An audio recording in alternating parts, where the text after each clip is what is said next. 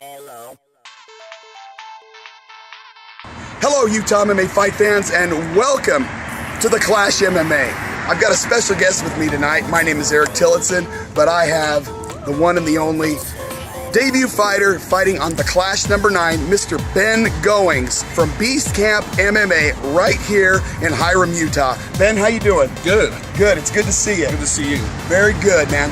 You've got a very important fight coming up on Clash number 9. Who's your opponent?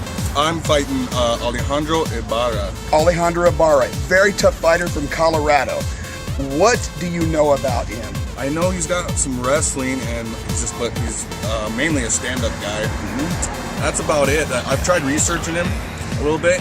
So I know he's won 6 fights, but I think it might have been in boxing or wrestling or something previous to this. Okay. And so I don't know a lot. I've just been training hard every day. Yeah. Wake up, train.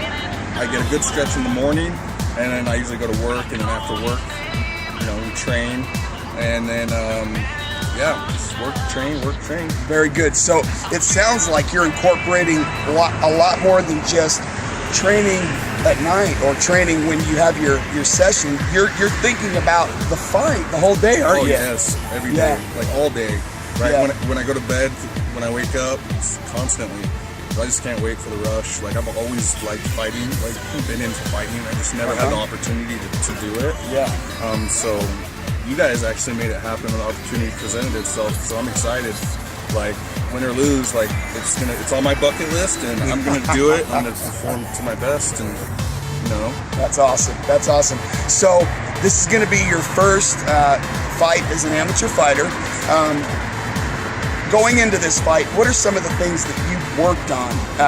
Because this is kind of, even though you're fighting an amateur fight, it turns into being like a profession. You've got to plan, you've got to train, you've got to think about the things you're doing.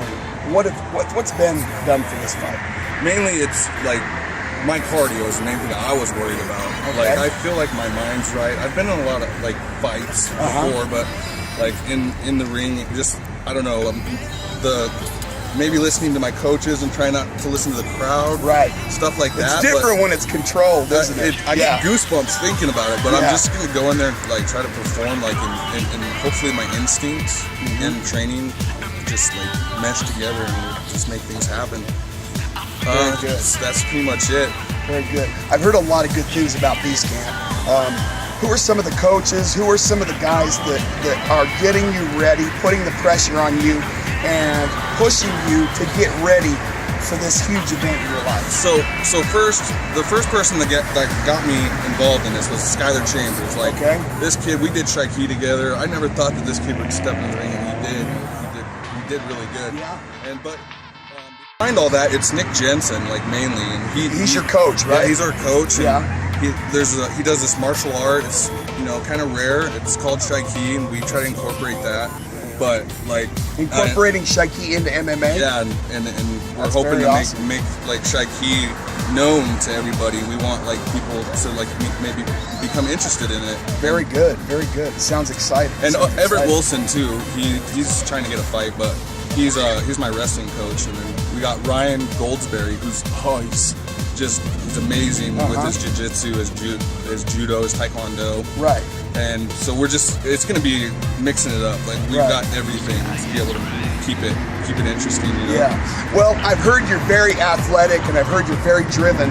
What are some of the things that you've kind of had to say to yourself, or kind of had to push yourself to say, I really need to work on this, and I really need to work on this, and my main focus is this to get ready for this fight? What are they? It's my mentality and my cardio, like I said, but just I picture myself, and everybody's fighter says this, getting this hand raised, but I really do. I want to go in, and I want to win because my family and friends are going to be there, and very good. It's just going to be exciting, and so I'm just telling myself, you're going to win, and just to relax and remember to breathe and not get ahead of myself. Good. Well, how do you feel about fighting for the Clash MMA? What have you heard about the Clash? What drew you to fight for the Clash? It was Skylar, Skylar Chambers fighting out of, we all hung out together, and just him stepping up to do that really amazed me. That was the first fight I went to, was that fight with him against Riley Earl. And that was a great fight. It was 3-round war, by the way. can see it. So right when I saw that, I was in. I wanted in immediately. Very good. Very good. That's cool. So once you saw Skyler mixing it up with Riley, it just kind of took off. The crowd was just for him, and like, you know, he pressed for everybody to be there, and like, it was just like, I got goosebumps, and it's the energy of the whole place, and like what you guys are doing for the Valley, and it's family friendly. Like, people aren't going there and getting out of hand and drinking. It's for everybody. It is. It's like a family friendly event. You can bring your kids, you can bring nephews and cousins. Everybody can come and enjoy it. And I mean, from actually, you know, seeing it on TV, was it different for you actually being there in person? Obviously, it grabbed you around the neck and got you excited. Put this on your bucket list, as you said. Is there anything else you want to add that maybe some of the fans don't know about you, or some of the things you've been working on? Maybe some personal struggles you've had to get here.